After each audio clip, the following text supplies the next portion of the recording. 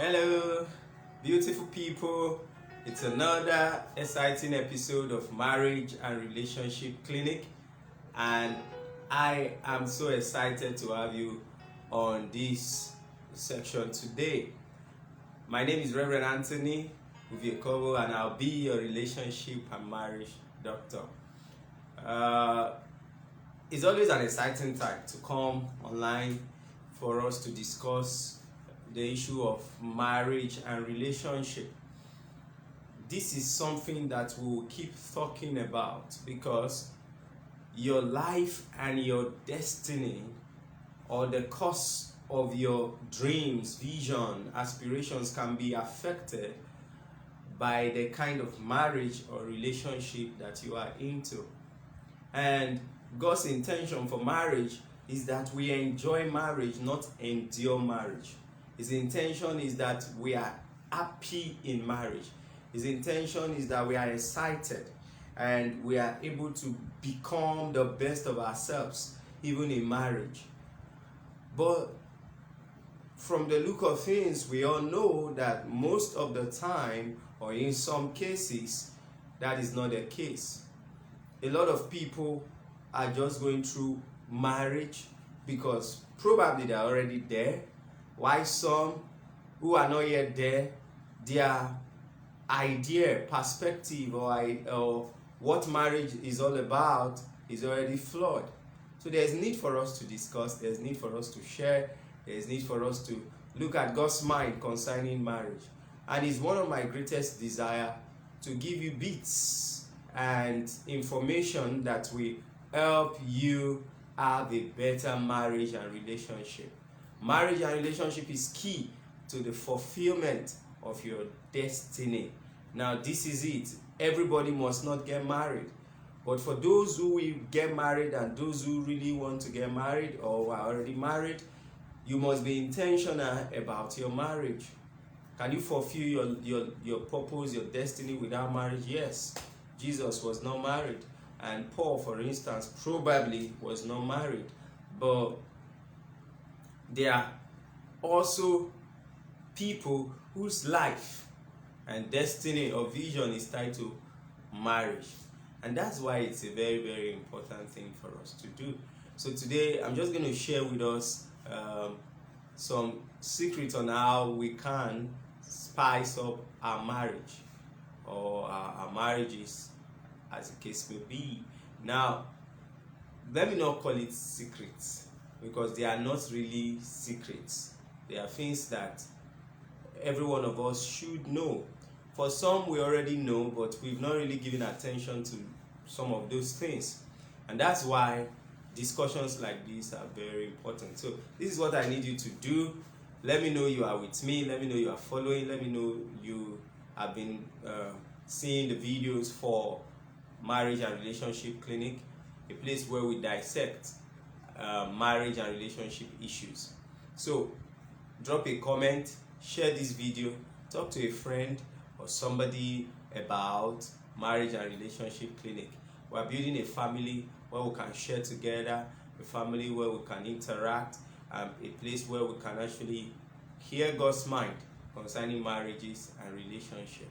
And one more time, I want to thank every one of you that reach out to us offline or send messages to us online. Every one of you that try to get one information or the other, or clarification, and also issues that you are going through.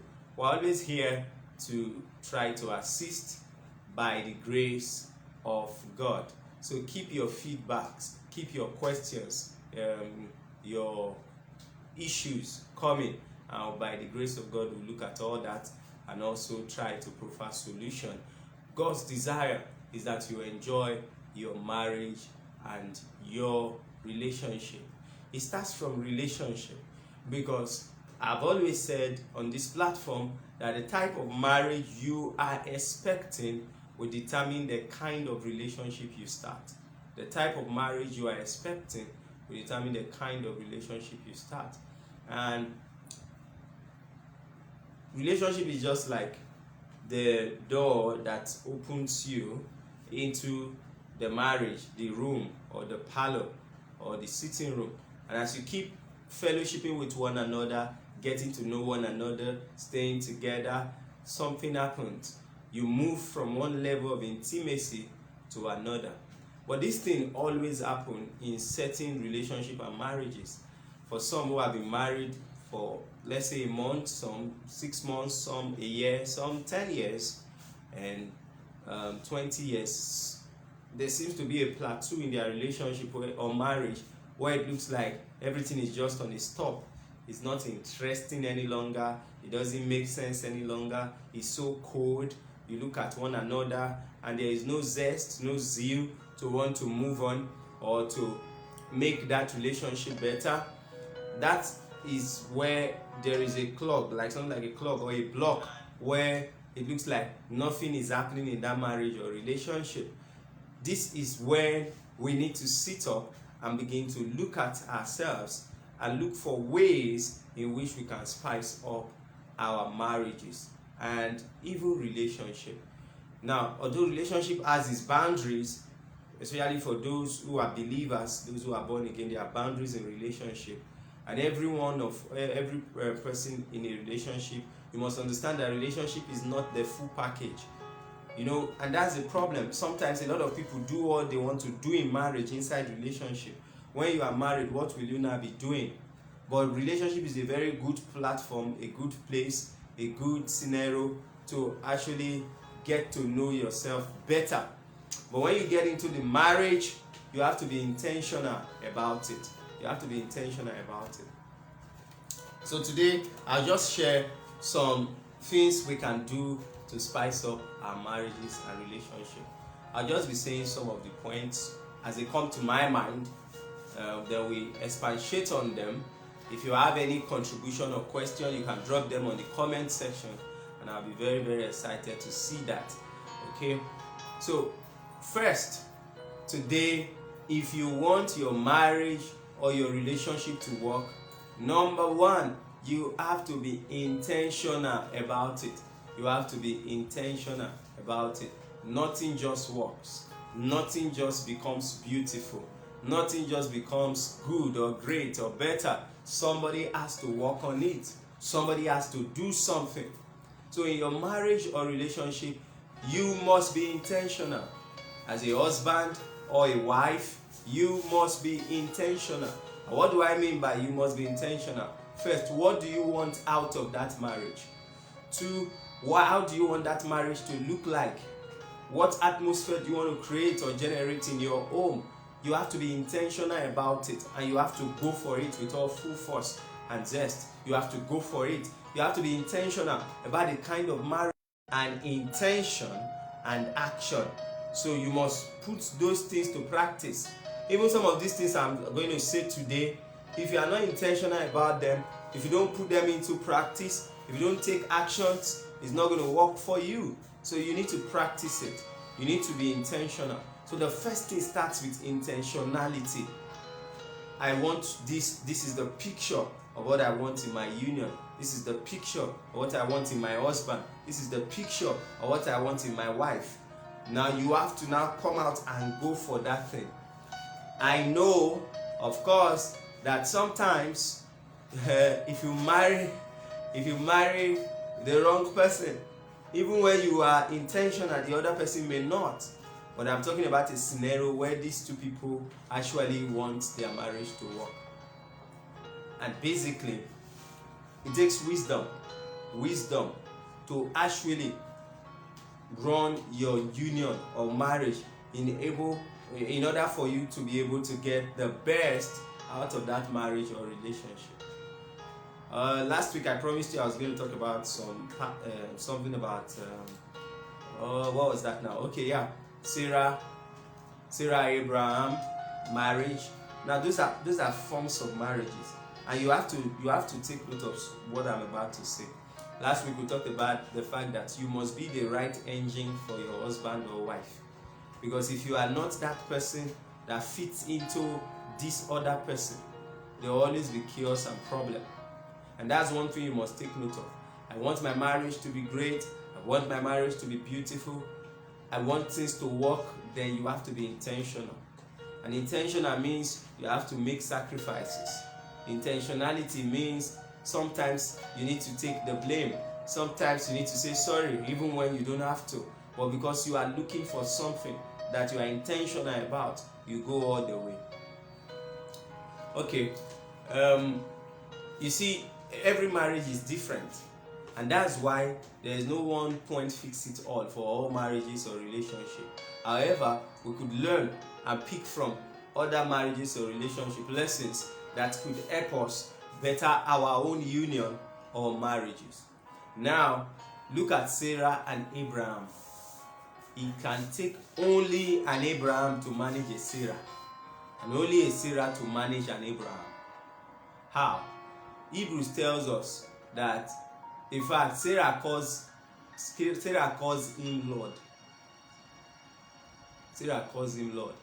So in Sarah and Abraham's marriage, what Sarah calls Abraham is my Lord. And when she says my Lord, the thing sweets Abraham. It makes him excited, right?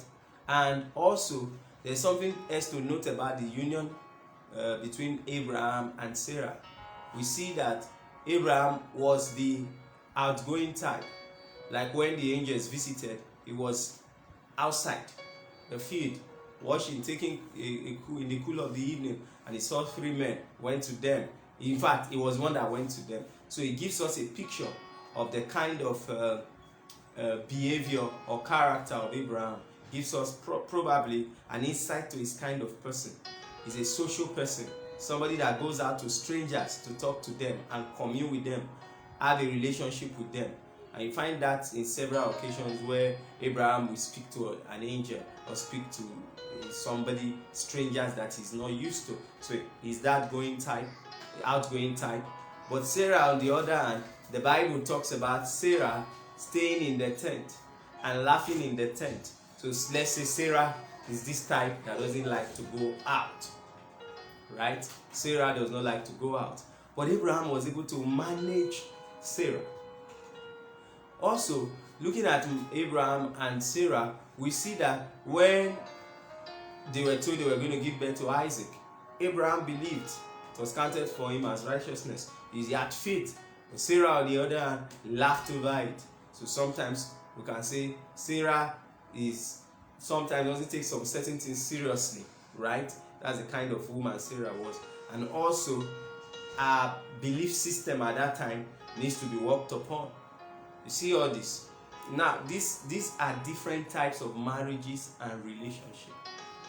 Another thing we see in the life of Sarah was that Sarah was this type that was not even, there are some women who are carefree, they don't give, even if Sarah had to give a maid to the husband and say, go and sleep with her, let's have children.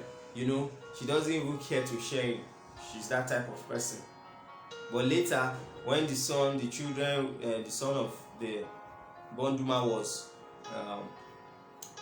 making jest of the son, the seed Isaac, Sarah came up again and said, oh, this woman must go. So it gives us a picture of the kind of issues that happen in the marriage of Sarah and Abraham. That's why it will only take an Abraham to be able to marry a Sarah, and a Sarah to be able to marry an Abraham, right? Now, if you look at the marriage between Nabal and Abigail, Nabal was a foolish man. Abigail was a wise woman. In fact, it takes an Abigail to be able to marry a Nabal and be able to control him and manage his excesses and still live with him and even save him from danger. Because when David wanted to kill Nabal, it was Abigail that went and actually made a case why David should not. And the way she spoke to David, wow. Even David was thrilled that after Nabal died, David said, come on, this is a good material. I cannot let this woman to go. He went to marry her. So sometimes, even some Abigail will not know that the husband they want to marry is a Nabal. It is when they enter the marriage, they will not start seeing the foolishness of the man. But because they are the ones that have been configured to fit into that union, they are able to manage. Right? So then you have in the New Testament the marriage between Ananias and Sapphira. That is one marriage that is very, very interesting. Yes, they died, Acts of the Apostles chapter 5, but if you look at their union, you see that they were not failing in the area of marriage. They had this communication. We talked about that last week. They had this synergy, and they were able to synchronize into one another. Because you say first, they had possession, they sold. So we see Ananias and Sapphira, a couple who made progress, and they were able to possibly manage whatsoever they were doing, that they had possession. They were not poor. They began to do things. They had investment.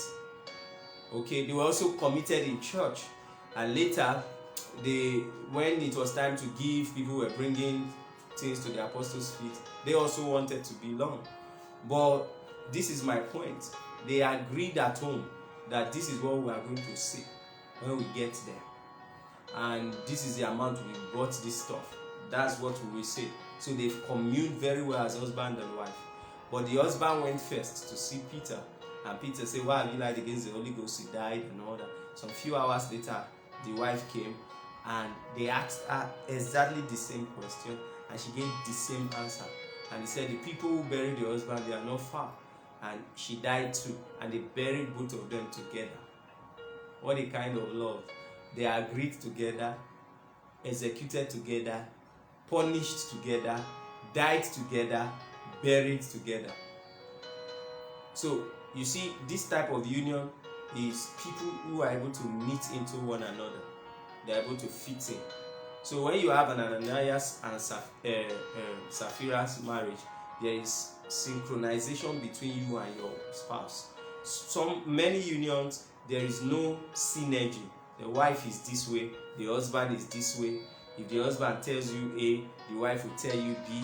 It's not supposed to be like that. So you must work in your marriage or relationship where you are on the same page, you speak the same language, you are on the same front, you are able to synchronize with your partner and your wife. We dealt with communication so much last week, so if you didn't get to listen to that, you can go back to our past videos and learn and go through them so that you get what I'm saying. But you understand that these two people, they so commune with one another that they were on the same page. So there's a way you can look at your wife, your husband, and you know what that person wants to say. You know what next to the person wants, the reaction and the rest. This is what makes a marriage very interesting, when you are able to be on the same page, especially for the right reasons and for the right cause. Now, if we go further, we also have a marriage between what's the last one I want to mention? Which one am I going to use? Okay, Priscilla and Aquila. Yeah, Priscilla and Aquila, the evangelists. They're always going out. They're always preaching together. They're always traveling together. You see, I had to bring some of these points so that you understand that each marriage is unique. And the way to spice these marriages will be different.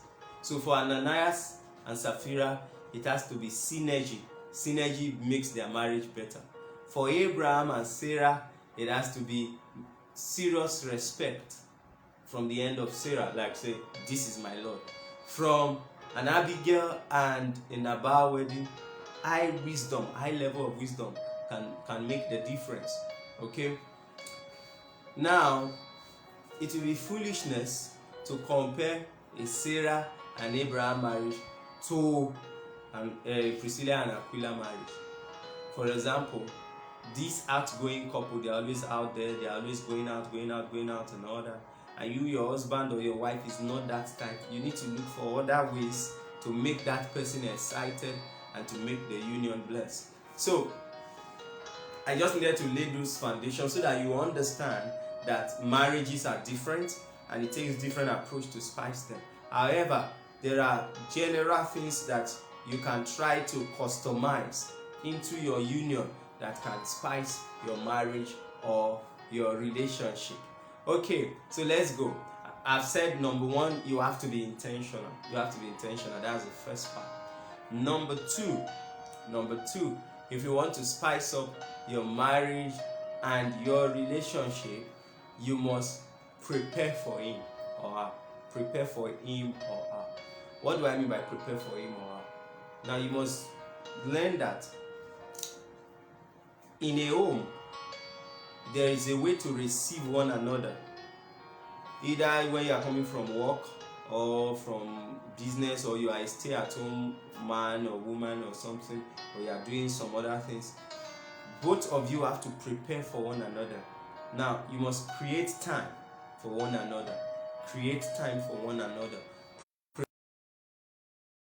When your husband comes, it's not the time to go and gist with neighbors. It's not the time to go and just loof around. You must prepare. As your husband is coming, prepare for him.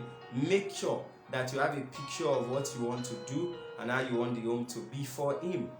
Now, the husband, you must know that your wife too is ready to make the home blissful or better.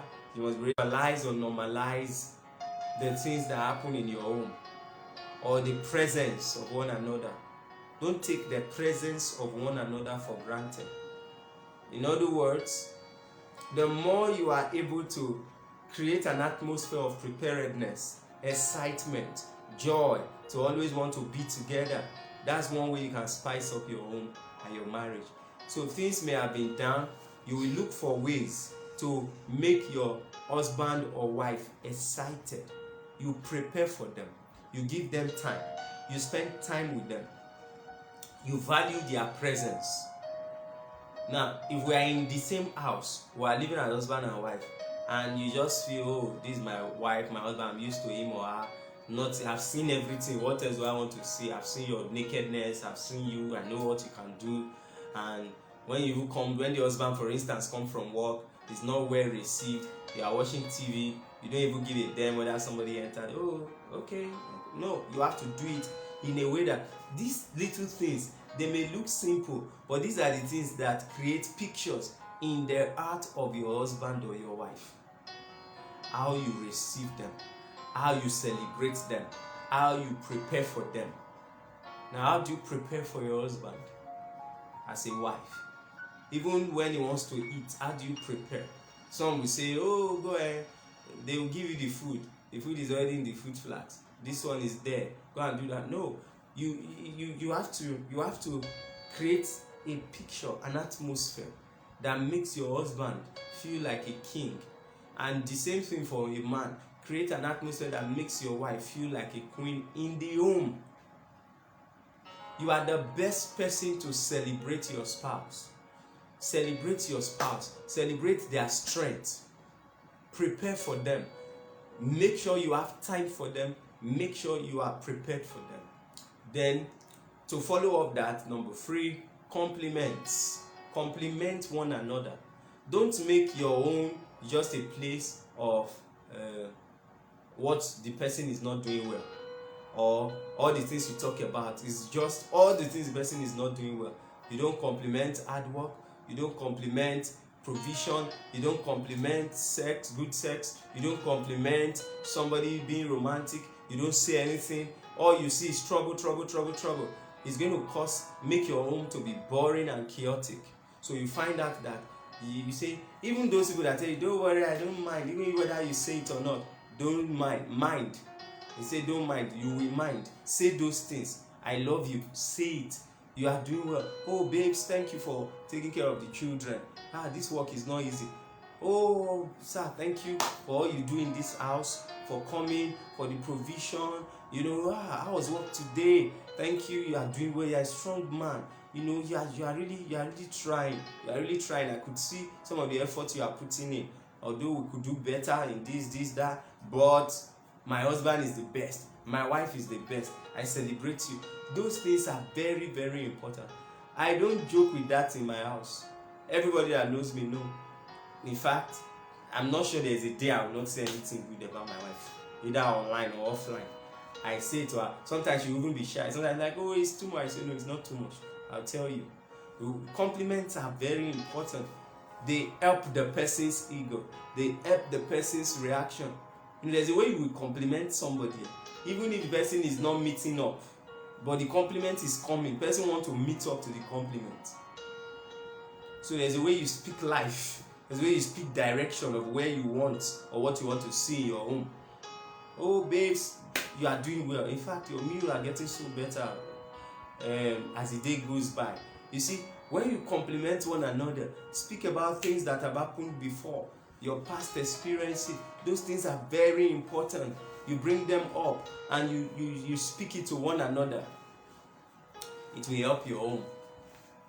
It will help your home. Very, very important. Compliment one another. Okay. Another thing, let me talk about the women a bit. Another thing you need to do is to spice up your home. Try something new. Now, try something new. Okay, I'll come there, but let me talk to women first. You have to what's the word I'm looking for, right? Yes, men are moved by sight. Men are moved by sight. They are moved by what they see.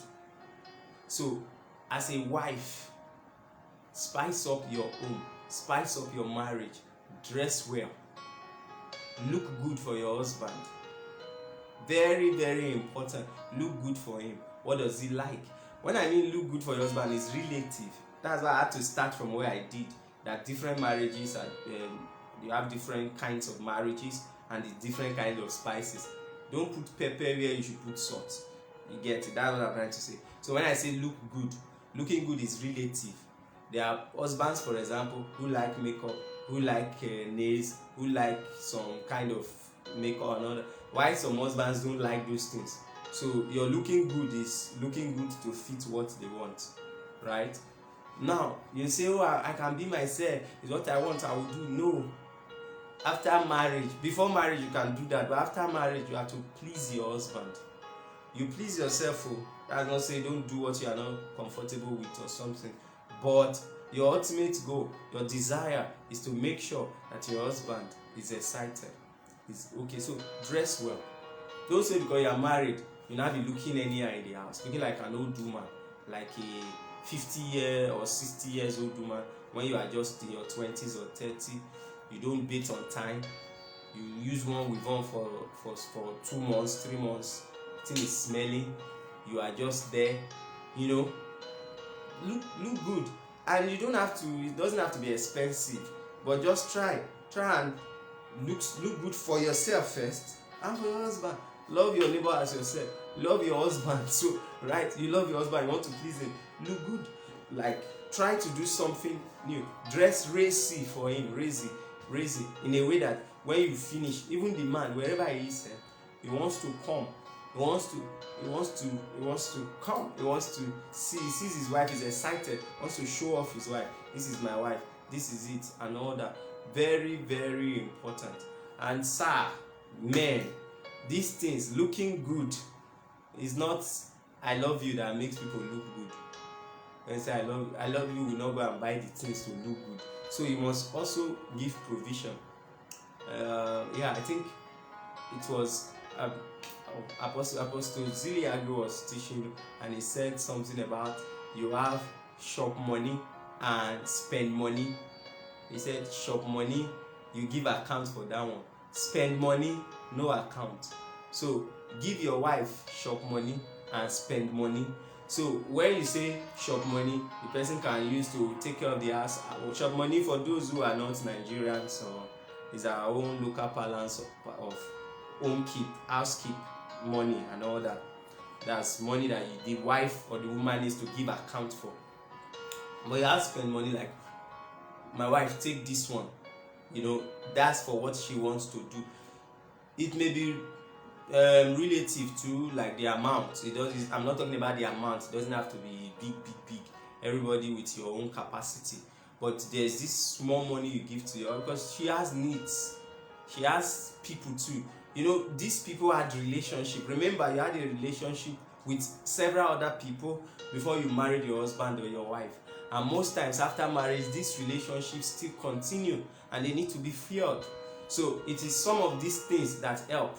the woman to do that, especially those who probably have not gotten something doing, or they are, what they are doing is not yet big to cater for some of those things. So you must try to support them as a husband. And if you see something good for your wife that will be good in your wife, buy it. If you see something you like outside and you want it, tell your wife, I like this thing, or I saw it outside, buy it for her. I can't count how many times I've entered boutiques, I just see some, or where they sell clothes or something, slippers, I'm like, wow, this would be nice on my wife, I'll buy it. Some are not expensive, some are, but my joy is I'm able to satisfy her, I'm able to make her look good for us. It's exciting. So you have to do that. And now, when was the last time you bought something for your husband or wife? Now, another way to spice up your union is to give gifts. To give gifts. Take note of special dates, give gift. It doesn't have to be a special day now. You know, some people do gifts on Valentine, Christmas and all that. But the most exciting gift is the one that nobody is expecting it. And in a day that is different, not birthday, not this, not even anniversary, something comes. So once in a while, look for something to give.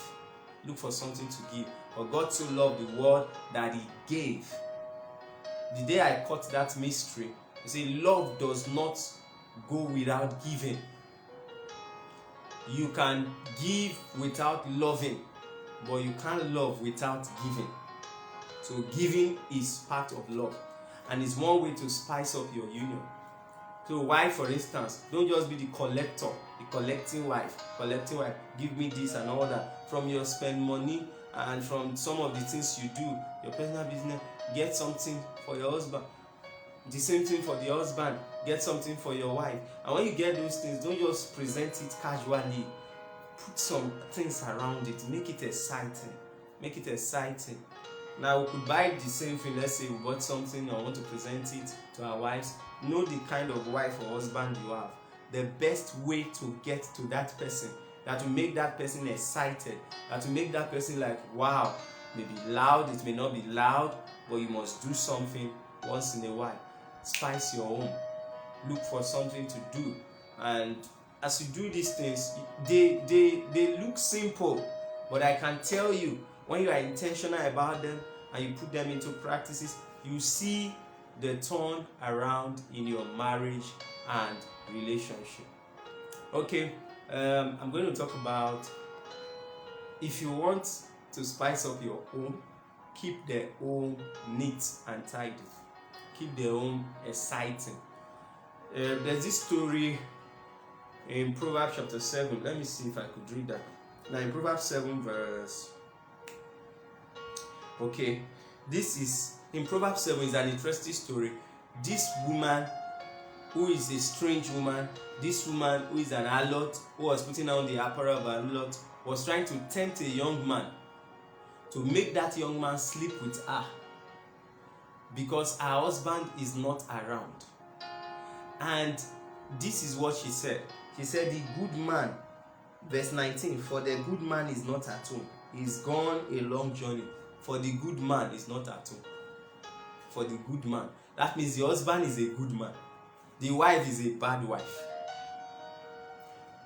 So, but my main point, why I talked about home, this bad wife now, bad woman, is trying to lure a young man to fall into a snare or a trap. If you look at the things she was saying, those are the things that can spice up your home. You don't need to get it from outside. You can bring them to your home. See an example in verse 13.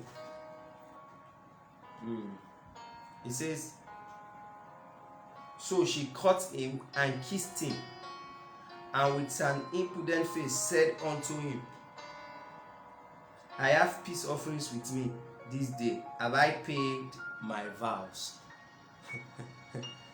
She want to commit sin. She says she have paid her vows. She has done peace offering. So I have prepared for you. And it has said, verse 15. It says, therefore came I forth to meet thee, diligently to seek thy face, and I have found thee. So he says, I've come to you, to not the husband, no, the person she wants to lure to sin. Say, I've come to you, I've come to seek your face diligently. Imagine you telling your husband, I've come to seek your face diligently, or your wife diligently. I know most of you, especially those of you that are born again, born again, the only face you seek diligently is the face of your Father in heaven. But this woman said, I will seek your face diligently. Imagine me going to my wife, my private amusement park, and say, sweetie, I want to seek you diligently, your face diligently. Try it tonight. Tell your husband or your wife, I want to seek your face diligently. Stare at that face. Look at that person eyeball to eyeball, in a very cool atmosphere in your home. Look at yourself and stare into his eyes. So I'm looking at you diligently now. That's what the Bible says. Now we're looking at Bible now, and you say, I'm looking at you diligently. I can't stop thinking about you. I can't stop remove my attention from you. Now look at what he did next. Okay. First, she caught him and kissed him. She caught him and what? Kissed him.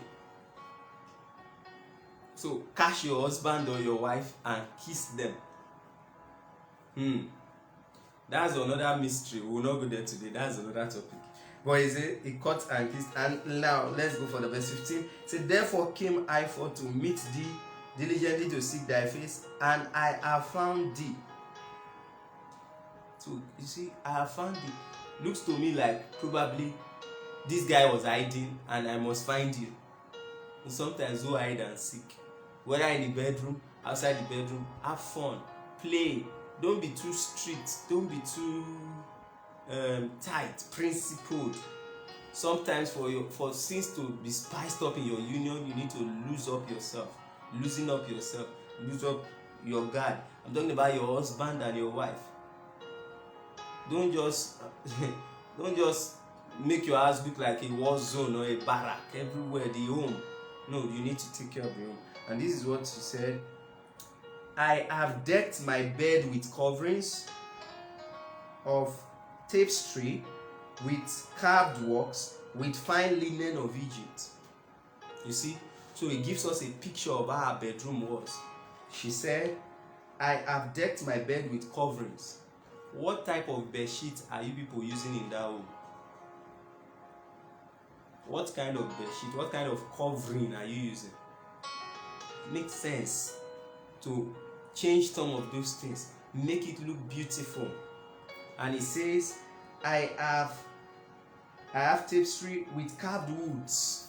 So you see that the foam was not even on the ground. Carved woods, put it everywhere set.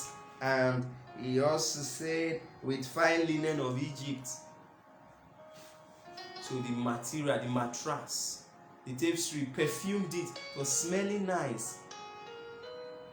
Now for some of you, your bedroom, the smell that is coming out of that bedroom is very, very hazardous.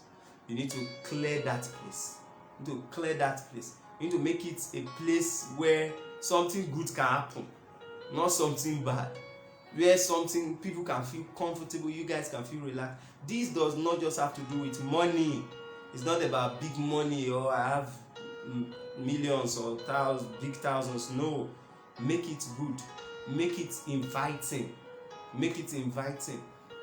Some men and women, the sex time is like a painful time for them because one, the atmosphere is not conducive. Two, they just have to do it because they have to do it. Three, they are just forced into it, and several other reasons.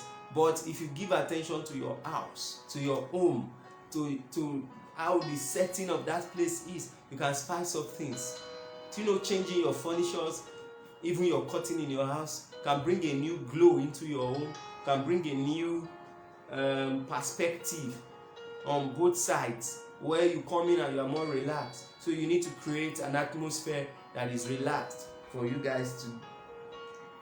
If you read down, it says, I have perfumed my bed with my aloes and cinnamon. Come, let us take our fill of love until the morning.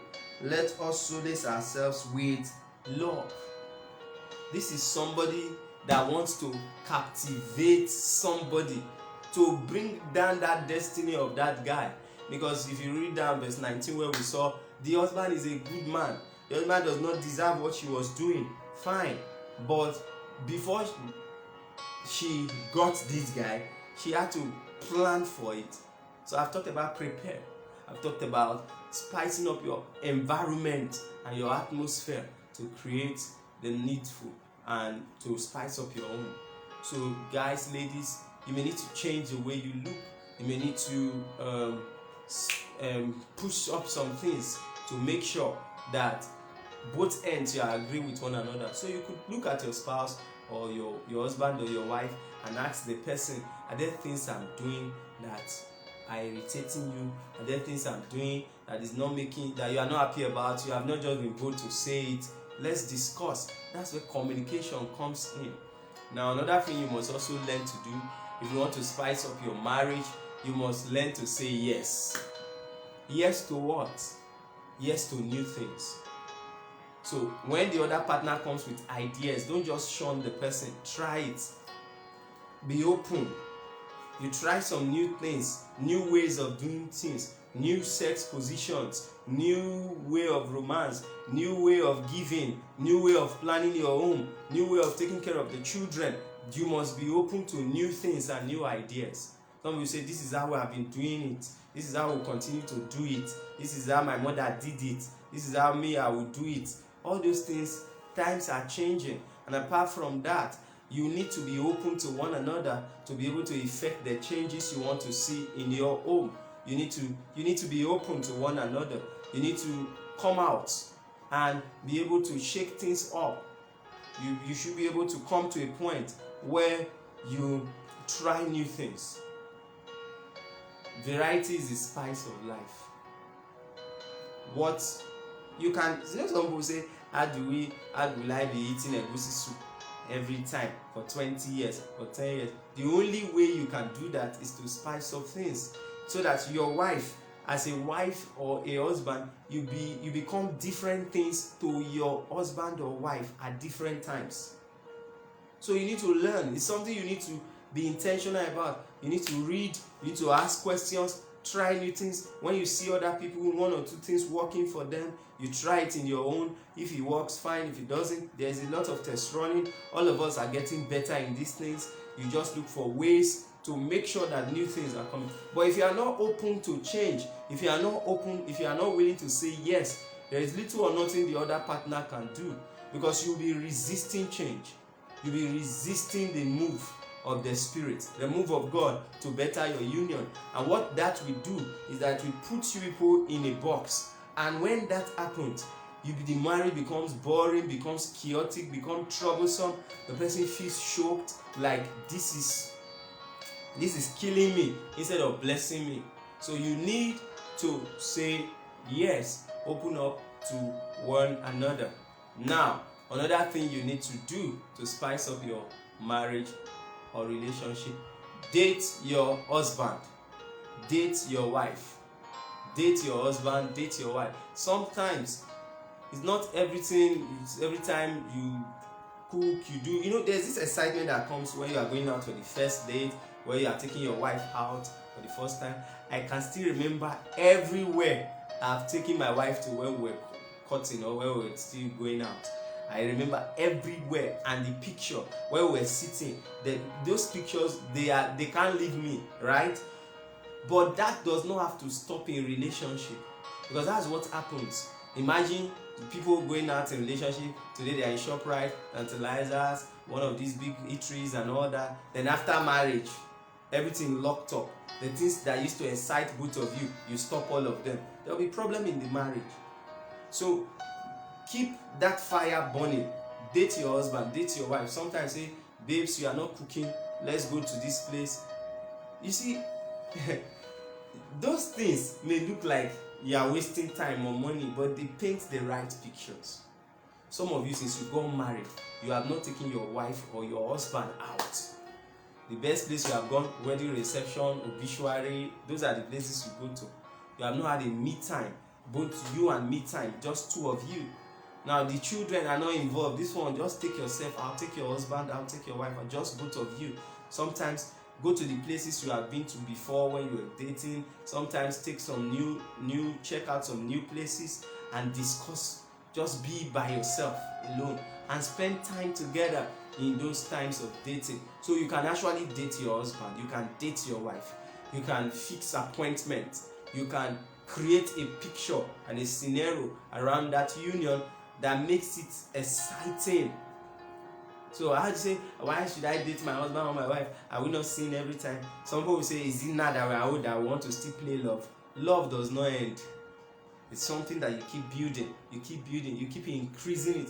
Even at old age, you see the synergy. In fact, at old age, the synergy should be better and the energy should come. That's the way you want to spend time together should increase.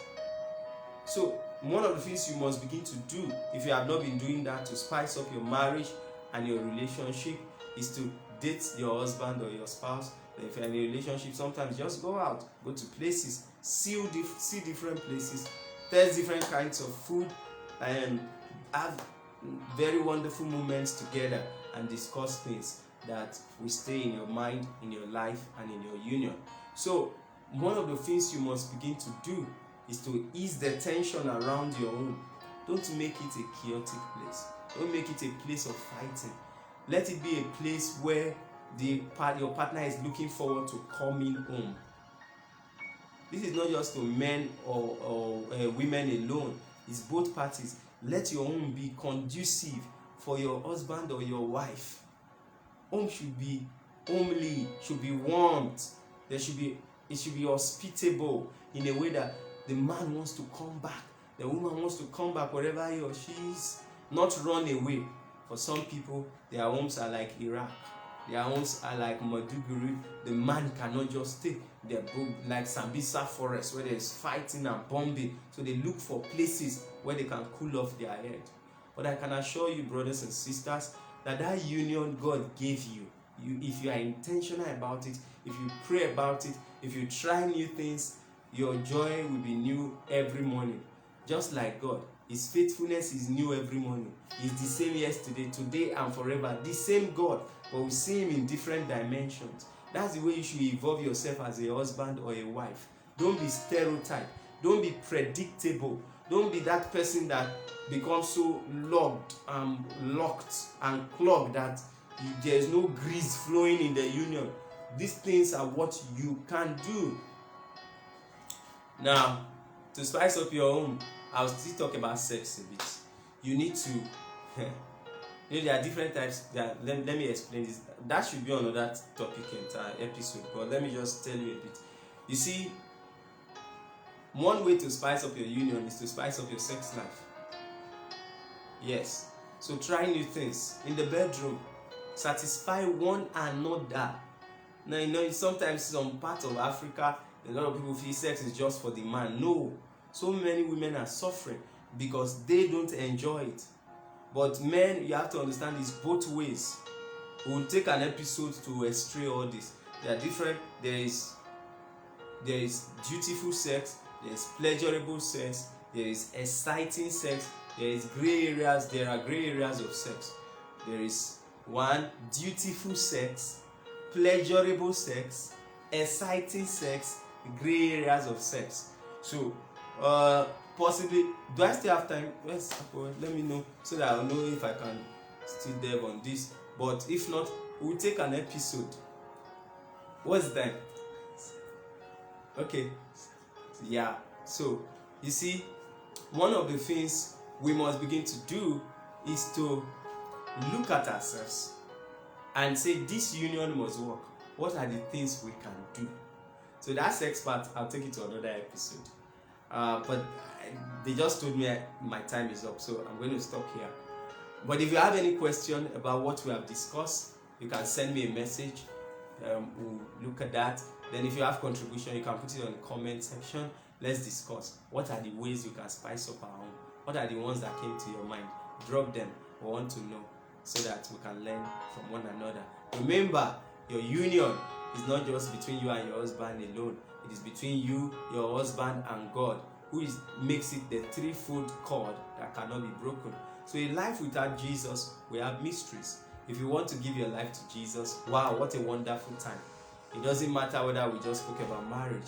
Marriage mirrors the relationship of the church and Jesus. So for you to experience this great love and power of God, then you have to give your life to Christ. It doesn't matter what you have done. It doesn't matter where you are. You can say this prayer after me and you'll be born again. Let us pray. Say, Father, thank you for reaching out to me today. Forgive me all my sins, and I promise never to go back to them. Say, once a son, ever a son. Thank you for taking me back. I confess you as my Lord and personal Savior. In Jesus' mighty name, I have prayed. Amen. You've said that prayer sincerely, you are born again. And now, assignment. If you are going home to see your spouse, or you are at home, wherever you are, try some of these things we have said. Create an atmosphere, reach out to your spouse, and have a nice time. But let me know how it's going. Let me know how it's going. Let me know what happened when you did what you wanted to do. Okay, God bless you. I'll see you on Monday. Remember, I'm Reverend Anthony Uviekobo, and I'm your relationship doctor. I'll see you next week. Share this video. Tell your friends about Marriage and Relationship Clinic. God bless you. Thank you.